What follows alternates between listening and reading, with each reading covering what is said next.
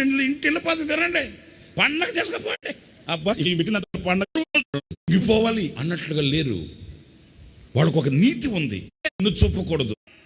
వాళ్ళ బానిసలు ఉపదేశాలు అని కాళ్ళకి మన కంటికి కనబ జీవించినంత కాలం ఈ పరిశుద్ధ పర్వత రాజా దేవుని చిత్తమే అయితే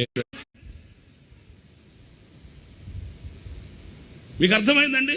లోకానికి ఒకే దేవుడు, మీ దేవుడు మీకు గొప్ప. హల్లెలూయా, హల్లెలూయా, హల్లెలూయా. లోకస్తుడు మనల్ని పిలిచి మా దేవుడు ఎవరు అని అంటే వీళ్ళే చెప్తున్నారు మీ దేవుడు మీకు గొప్ప, మా దేవుడు మాకు గొప్ప, మీ దేవుడు కూడా గొప్ప అని వీళ్ళే చెప్తున్నారు. మీకు అర్థమైందండి. లోకానికి ఒకే దేవుడు, సృష్టికి ఒకే దేవుడు, ప్రపంచానికి ఒకే దేవుడు, సజీవుడైన దేవుడు తప్ప వేరొక దేవుడు లోకానికి ఇవ్వబడలేదు. యేసు నామమే తప్ప వేరొక నామమే లోకములో ఇవ్వబడలేదు. ఒకవేళ చావైనా, రేవైనా, కరువైనా, ఖడ్గమైన ఏది మన మీదకి వచ్చినా యేసు ఒక్కడే దేవుడు. యేసు తప్ప వేరొక దేవుడు లేడు, లేడు, లేడు.